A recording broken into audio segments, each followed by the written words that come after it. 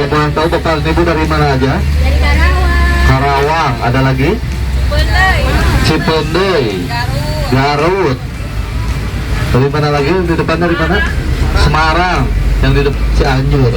Oke, kalau begitu saya ucapkan selamat datang di Bandung dan selamat datang di Bandros. Nah, sebelumnya perkenalkan, nama saya Muhammad Denny Rahmansyah. Saya tamu wisata Indonesia. Nah, dan di sini saya tidak sendiri, saya ditemani dengan Pak Ahmad.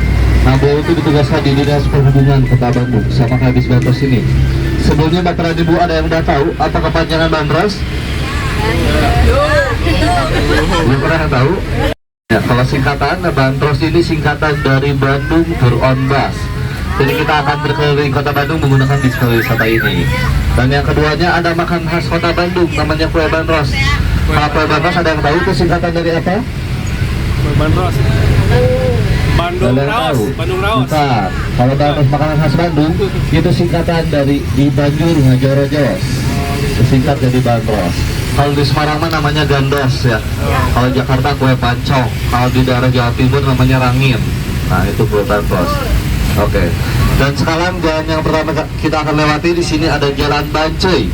Bancai ini dulunya adalah sebutan untuk suatu perkampungan yang dulu di sini terdapat istal kuda atau kandang kuda. Nah, di depan sebelah kanan ini ada kandang kudanya. Nah, ada kita panggil ya kudanya, siap dipanggil? Ya, kuda siap, kita. 1, 2, 3. Kuda. Nah, mana ya? Coba sekali lagi, kuda. Nah, sekali lagi. Nah, ada ya kudanya. Tuh, ada. Nah, kalau dulu kandang kuda, kalau sekarang udah gantinya menjadi kandang kijang. Tapi kijangnya kijang Innova ya, di parkiran kalau sekarang. Nah, dan di sini juga terdapat sebuah situs. Di sini itu terdapat situs penjara Bancai. Nah, di depan kita ini dulu gerbang penjaranya. Di gerbang ini kita lihat di sebelah kanan. Di sana ada patungnya Bapak sama sel nomor 5. Nah, ternyata Bapak Soekarno pernah dipenjara di sel penjara Bancai selama kurang lebih 1 tahun 2 bulan. Kenapa Bapak Soekarno dipenjara? Karena Bapak Soekarno dianggap membahayakan orang-orang Belanda karena telah didirikan partai PNI, sehingga Bapak Soekarno ditangkap pulang dari Yogyakarta dan dimasukkan ke sel penjara Bancai. Dan sekarang menjadi pertokohan aku ini dulunya penjara, tapi dikarenakan tidak pantas lagi ada penjara di pusat kota, akhirnya penjara tersebut dirobohkan dan diganti menjadi pertokohan. Dan di sini bangunan aslinya disisakan 2 bangunan. Yang pertama sel nomor 5 tempat ditahannya Bapak Soekarno, dan yang keduanya di sini ada menara sipir. Nah, kalau zaman dulu menara sipirnya dijaga ketat sama sipir Belanda. Nah, kalau sekarang dijaganya sama tukang batagor ya. Barusan ada di sampingnya. Dan barusan kita udah melewati jalan ABC. Nah, Bapak dan Ibu kalau dengar ABC keinget apa? Batu baterai. Lalu kecap. Ada lagi? Kopi. Apa lagi? Kalau ibu-ibu biasanya toko emas ya. Nah, di sana bukan merek produk ya. ABC di sana adalah singkatan, tetapi singkatannya bukan dari Akademi Bandung of Copet, bukan ya. Bukan juga aksi bergerak cepat. Nah, tetapi ada yang singkatan dari A-nya itu Arab, B-nya Bumi Putra, dan C-nya Chinese. Jadi kawasan di belakang tadi itu dulunya kawasan perdagangan yang dikuasai oleh 3 etnis tadi, yaitu etnis ABC. Dan sekarang kita akan masuk ke jalan ikoniknya kota Bandung. Kalau di Yogyakarta ada Malioboro, nah kalau di Bandung ada Jalan Braga. Nah, Jalan Braga ini pada zaman dulu nama aslinya adalah Kerenweh. Keren itu artinya delman atau pedati, dan weh itu jalan. Jadi sebelum diaspal, jalan ini sering dilalui oleh delman atau pedati yang mampu rempah-rempah dan kopi. Tetapi setelah diaspal, nah jalan ini jarang dilalui oleh pedati lagi, karena Jalan Braga ini jalan yang pertama kali diaspal. Dan sekarang telah diganti lagi menggunakan batu andesit, yang dimana Bapak Ridwan Kamil berencana membuat jalan ini hanya untuk pejalan kaki. Tapi dikarenakan lalu lintas kota Bandung menjadi macet, akhirnya dibuka kembali untuk kendaraan umum. Kalau untuk pedati masih dilarang, karena jalan ini telah menjadi jalan yang layaknya kota Bandung. Nah, dan di sini biasanya banyak gisel. Ada yang tahu gisel? Nah, gisel di sini bukan art. Gisel di sini adalah singkatan dari gila selfie. Nah, akhirnya ini langsung gisel nih ya. Banyak di sini. Nah, kalau depan sebelah kanan, di sini ada satu-satunya restoran Paris yang diberi izin oleh Ratu Belanda. Namanya Ratu Helmina. Nama aslinya Maison Bochrem. Kalau sekarang namanya udah ganti menjadi restoran Braga Permai. Dan di sepanjang Jalan Braga ini kita bisa melihat banyak bangunan yang mirip kayak di Paris. Lalu pada zaman dulu juga suhu di Bandung sama kayak musim panas di Paris, yaitu sekitar 18 derajat. Maka dari itu Bandung mempunyai julukannya Paris Van Java yang diambil dari Jalan Braga ini. Dan sebentar lagi kita akan masuk ke Jalan Sunia Raja. Nah, di kawasan Sunia Raja ini pada zaman dulu pernah terlahir seorang pahlawan dari Bandung, namanya Bapak Muhammad Toha. Nah, beliau yang merencanakan peristiwa Bandung Lautan Api bersama Bapak Muhammad Ramdan. Nah, di sebelah kiri di sini ada tulisan Braga Sky. Itu dulunya bioskopnya orang Belanda. Kalau sekarang tempat tersebut jadi puskesmas. Ada yang tahu puskesmas? Pusat Kesehatan Masyarakat. Bukan.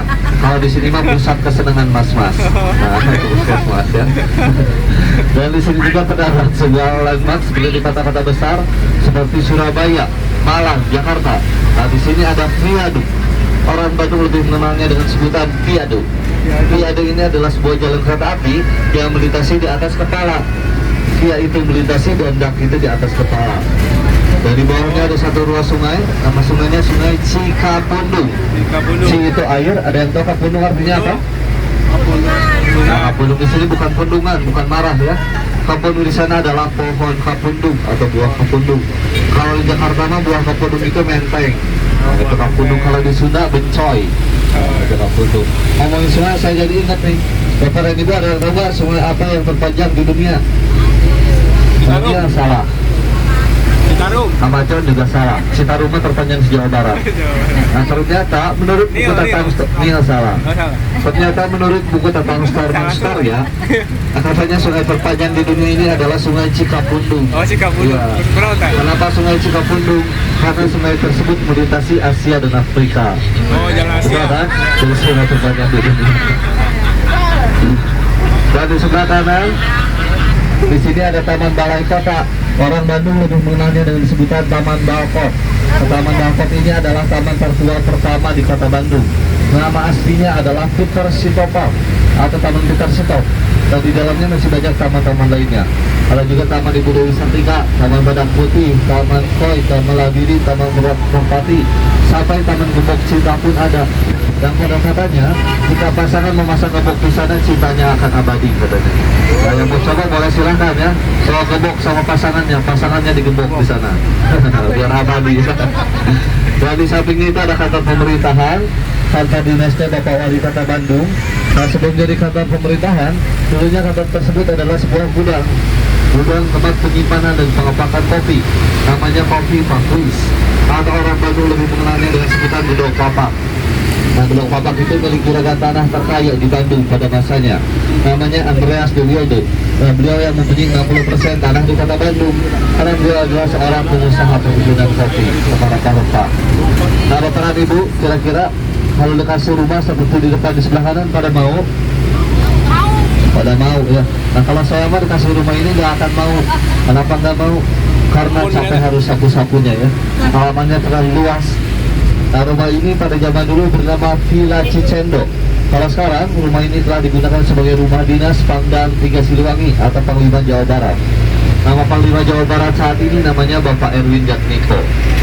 Dan di depan di sini ada tugu kota sahabat atau tugu mitra kota antara Bandung dengan Brunswick, Jerman. Dan di ujung sana juga ada antara Bandung dengan Liuzhou, Cina. Bandung ini menjadi kota kedua yang mempunyai banyak tugu kota sahabat setelah Jakarta.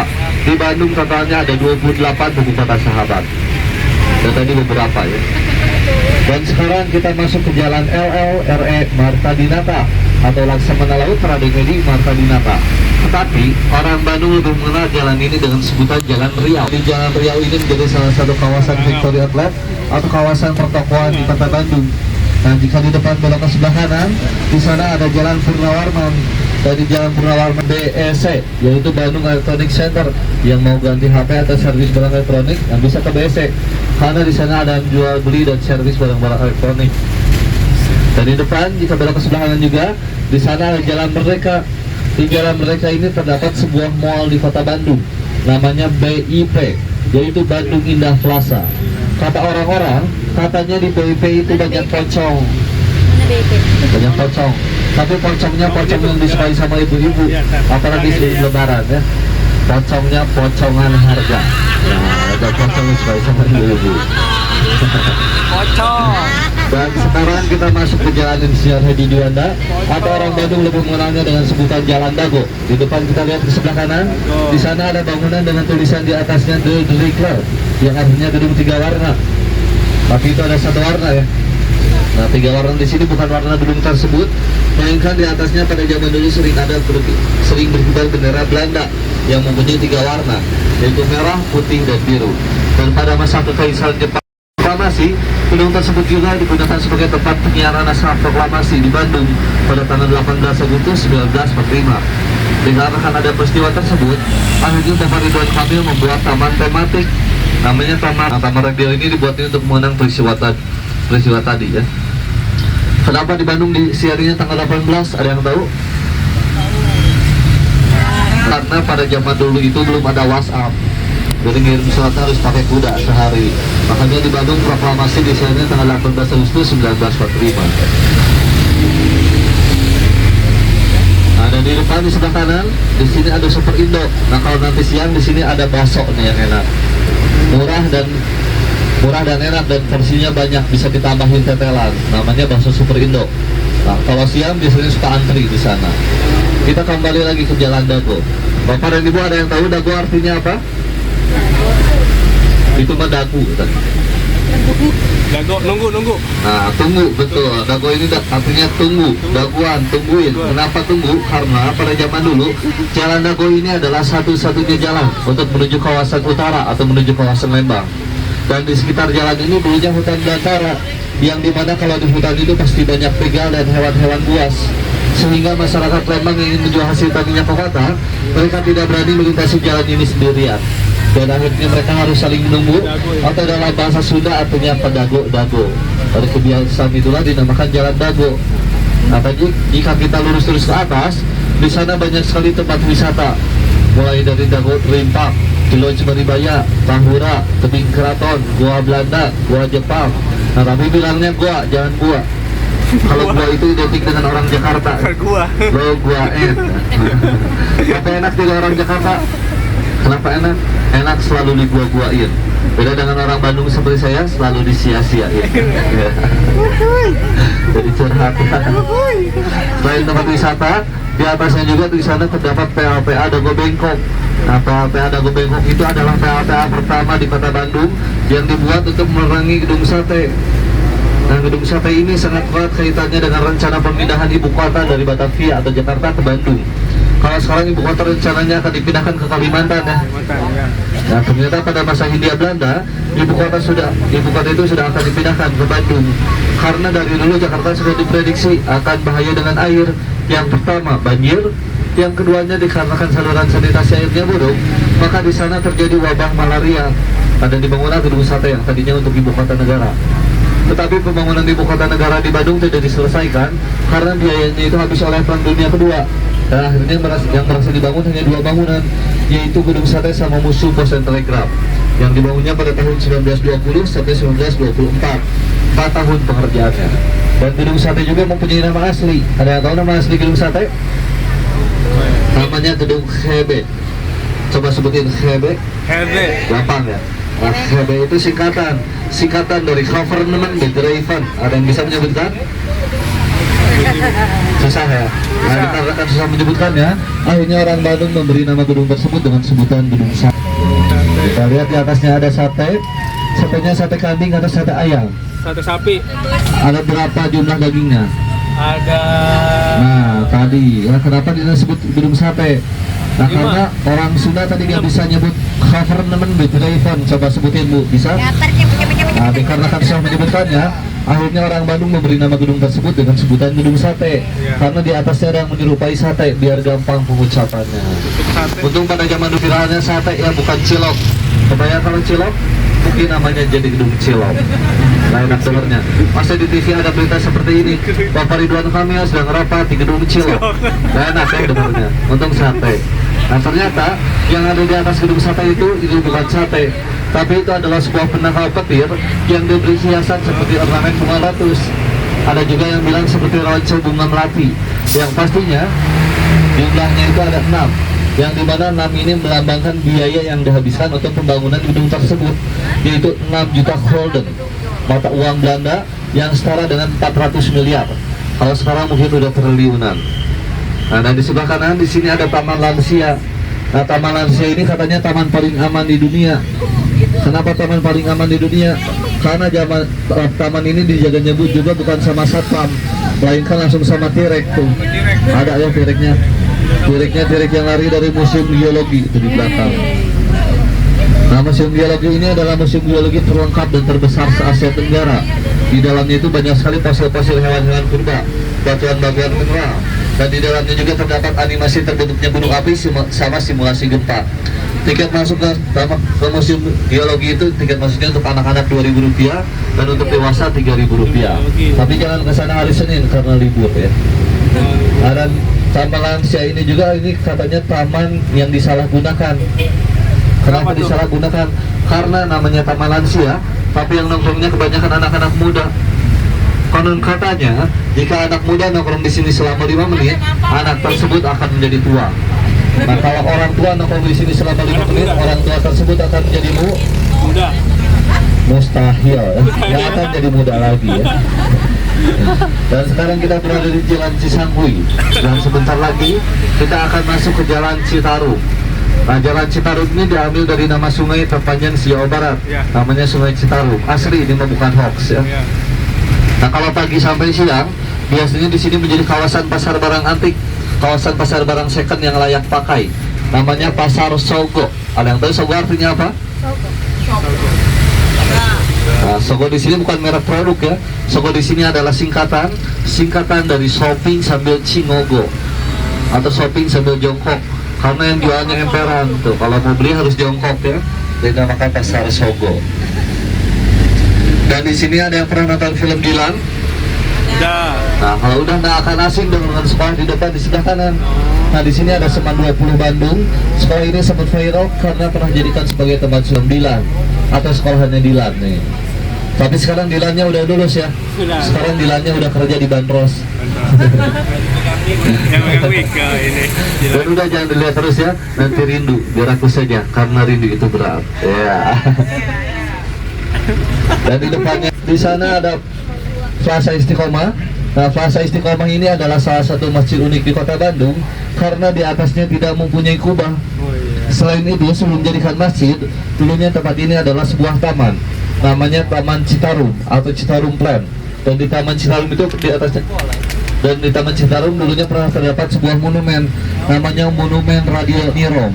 Radio Nirom itu adalah radio nirkabel yang menghubungkan antara Bandung dan Belanda dan menjadi cikal bakal adanya handphone. Radio pemancar itu berada di kawasan Gunung Malabar atau Gunung Puntang, yang sekarang di sana telah menjadi tempat wisata berkemah, dan di sana juga ada kedai kopi milik Anji. Nah, tapi monumen yang ada di sini telah dihancurkan karena monumennya tidak menggunakan busana. Dikarenakan tidak pantas, akhirnya monumen tersebut dihancurkan dan diganti menjadi masjid. Pada saat pertama kali nelpon ke Belanda, suara pertama kali yang terdengar adalah Halo Bandung. Halo Bandung, tapi bukan halo Bandung, beda. Halo Bandung. Nah, lagunya seperti ini nih.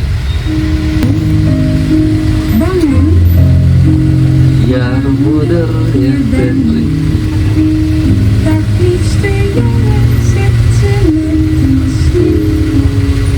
Halo, halo.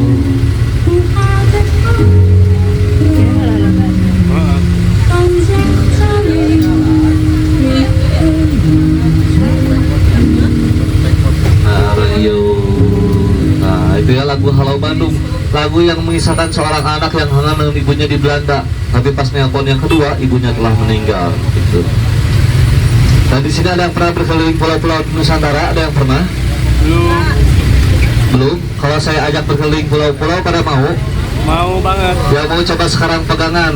Karena sekarang kita akan menyeberang Riau menuju ke Lombok ya. Hebat ya, hanya di Bandung dan hanya di Batas kita bisa berkeliling pulau-pulau di Nusantara ya. Nah, tadi yang mau tahu lagu Halo Bandung, nanti bisa searching aja di YouTube ya, ada lagu Halo Bandung. Nah, buat bikin status juga bagus tuh. Nanti di Bandung dia videonya yang estetik pakai lagu Halo Bandung nih, bagus tuh. Yang kangen dengan ibu, nah, yang ibunya lagi di luar kota, lagu Halo Bandung tuh.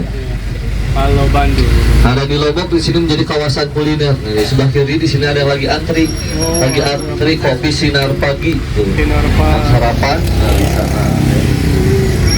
Itu kopinya kopi Pontianak. Nah, dan di depan di sana juga dia lagi tutup. Nah, biasanya di depan di sini ada tenda biru biasanya. Tapi bukan yang hajatan ya tenda biru itu. Nah, biasanya di sini ada penjual cumi spesial atau orang Bandung lebih mengenalnya dengan sebutan cumi ganteng. Nah, biasanya di sini. Ya, kayaknya lagi liburan dulu. Kenapa dinamakan cumi ganteng?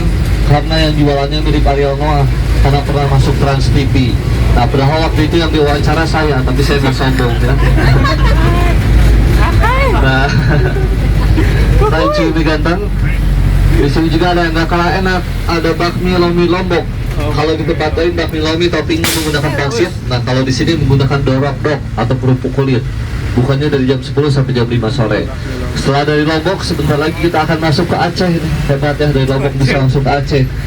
Di Aceh ini ada rumah yang terkenal dengan cerita horor, namanya Rumah Kentang. Ada yang pernah nonton film Rumah Kentang 2? Belum. Nah, konon katanya dulu di sana ada seorang noni Belanda sedang memasak kentang di kuali yang besar sambil menggendong anak. Dikarenakan anaknya rewel, akhirnya anak tersebut masuk ke dalam penggorengan kentang. Nah, katanya sekarang hantu kentangnya lagi nyari teman anak-anak yang suka main handphone katanya. Nah, jangan suka main handphone ya, nanti dicari sama hantu kentang. Nah, ini dia Rumah Kentang 1908 tuh.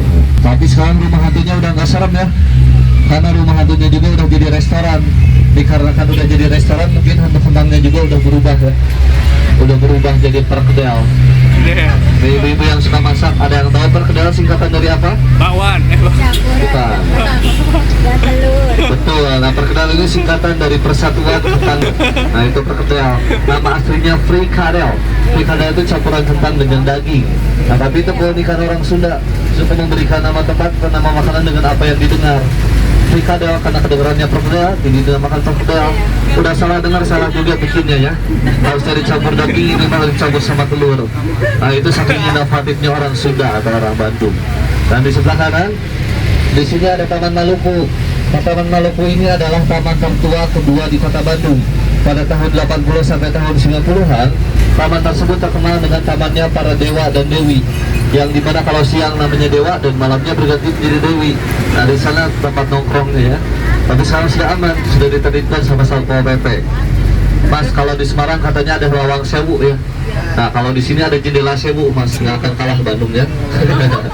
Yang nggak percaya boleh hitung sendiri, jendelanya ada 1000. Nah, ini namanya Gedung Sabau. Gedung Sabau ini mempunyai kurang lebih 1 hektar.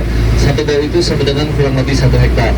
Nah, kalau zaman dulu, gedung ini bernama DVO, yaitu Departemen van Oorlog, Departemen Peperangan.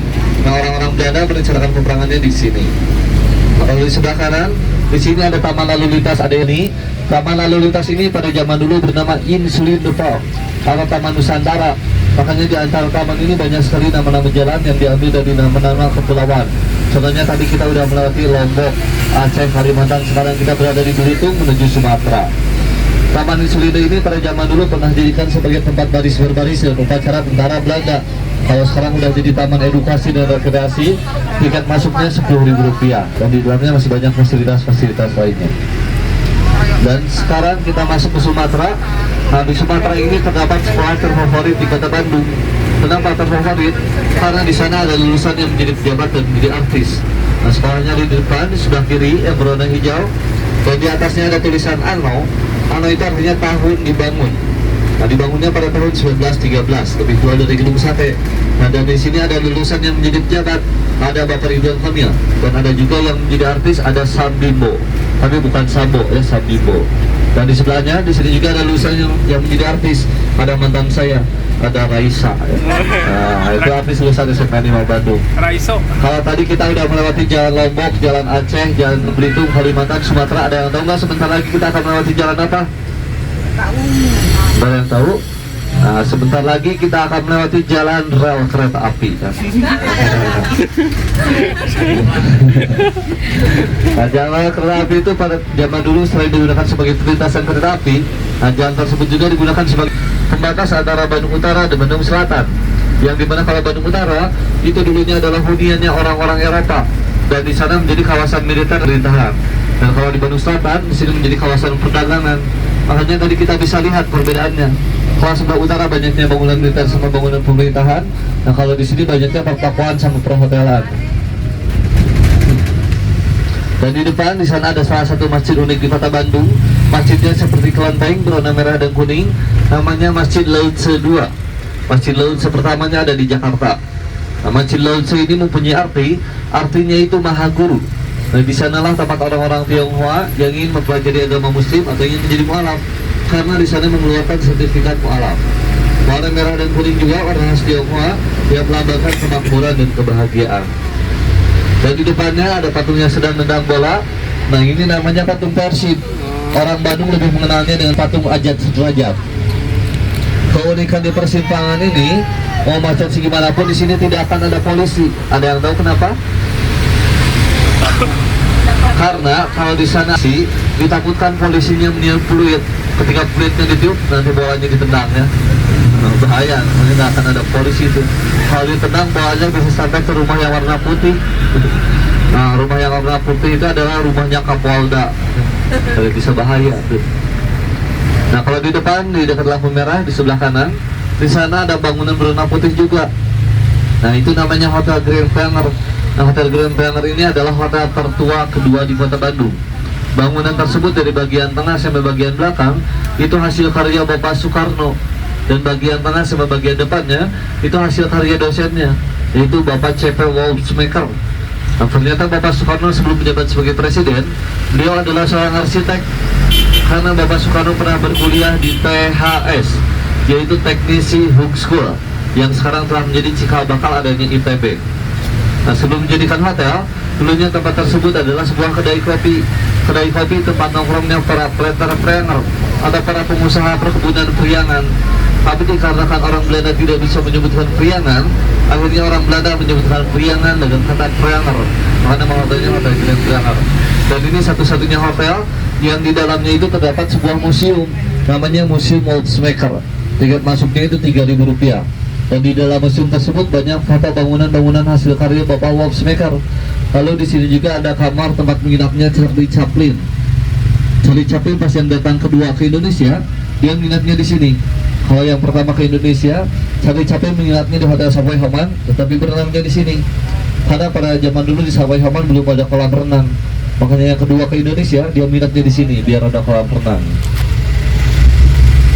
Setelah tadi kita berkeliling pulau-pulau di Nusantara, nah, sebentar lagi kita akan lintas benua nih, benua Asia dan Afrika ya.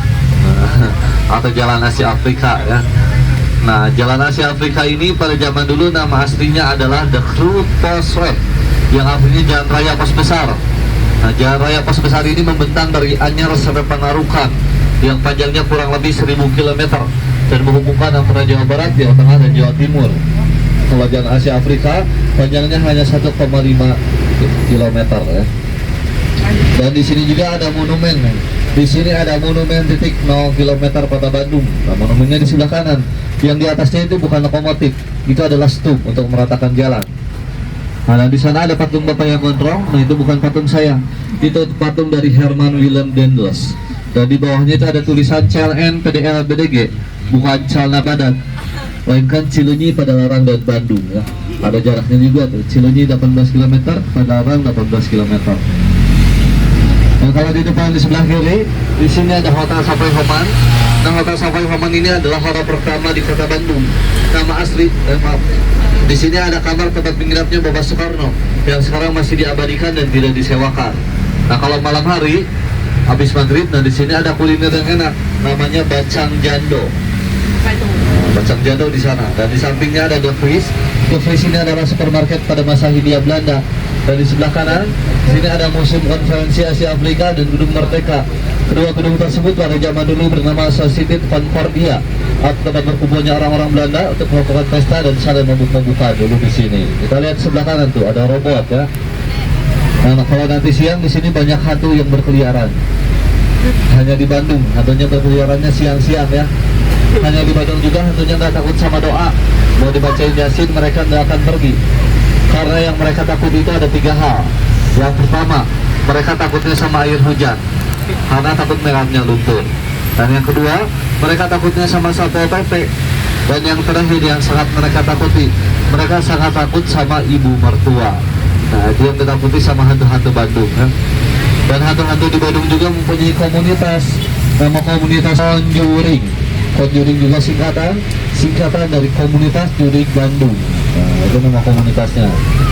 Dan sekarang kita telah kembali ke kawasan alun-alun kota Bandung. Nah, yang sekarang menjadi ruko ini dulunya adalah penginapan atau hotel, namanya Hotel Swarha. Dulu di sana pernah dijadikan sebagai tempat para wartawan yang meliput konferensi Asia Afrika. Di depan jika belok ke sebelah kanan, di sana ada Jalan Al-Kateri. Jalan Al-Kateri ini dulunya adalah pemukimannya dari bangsa-bangsa Arab, dari 3 etnis tadi, dan bangsa Arabnya di sana. Kalau bangsa Chinese-nya ada di depan, ada di dalamnya ada pecinan lama. Nah, kalau nanti siang di sana ada kuliner yang enak, namanya Lotek Al-Kateri. Selain Lotek, di sana juga ada kedai kopi Purnama, kedai kopi yang legend. Sebelah kanan, di belakang juga ada kawasan Pasar Baru. Barangkali Bapak dan Ibu yang mau cari oleh-oleh khas Bandung atau khas Jawa Barat, nah, di belakang ada kawasan Pasar Baru. Yang mau cari dodol garu, jadi gurilem, peyem Bandung, nah, banyak di Pasar Baru. Ya, cendol rotok juga ada. Yang mau cari mesin jahit, nah, atau ada juga mesin jahit yang suka bikin baju, di sini nih kawasannya yang banyak yang menjual dan servis mesin menjahit. Dan di sebelah kanan, di sana ada kawasan pemakaman para Bupati Bandung dan makamnya Ibu Dewi Sartika. Kali Bapak Ibu mau berziarah ke makam Ibu Dewi Sartika, nah, dari sebelah kanan. Dan sekarang kita masuk ke jalan Kepatihan. Dan gak terasa ya Bapak dan Ibu, sebentar lagi kita akan sabja. Tapi Jogjanya Jogja Kepatihan ya. Dan terakhir saya mau nanya sama Bapak dan Ibu, kira-kira masih ada yang fokus gak ya? Mulai dari tadi kita berangkat sampai sebentar lagi kita mau selesai, kira-kira Bapak dan Ibu ada yang tahu nggak? Tadi kita telah melewati berapa lampu merah? Banyak. Nggak ada yang tahu? Merah? Lebih dari 2 ya berapa? Harus pasti ya. Merah? Ya, merah. Mau tahu jawabannya? Jawabannya itu 0. Kenapa Ya. bisa 0? Dapat 0 karena kita hanya melewati lampu hijau. Kalau lampu merah berhenti, jadi nggak ada lampu merah yang dilewati ya, betul kan? Betul. Gimana, senang naik bandrosnya? Senang banget. Senang ya, alhamdulillah. Tidak terasa sebentar lagi kita akan sampai ke Sangkar Bandros Jalan Kaum. Saya mohon maaf bila ada kata-kata yang kurang sopan atau informasi yang kurang jelas, saya mohon dimaafkan. Mudah-mudahan sedikit informasi dari saya bisa menambah sedikit wawasan Bapak dan Ibu dan adik-adik. Terima kasih juga telah menyempatkan waktunya untuk main ke Bandung dan naik bandros. Hati-hati ada barang bawaan yang tertinggal, dan nanti pas turun diusahakan kaki terlebih dahulu. Siap. Oke, saya mewakili rekan yang bertugas, saya mohon pamit undur diri. Saya ucapkan wassalamualaikum warahmatullahi wabarakatuh. Waalaikumsalam. Belakang aja dulunya.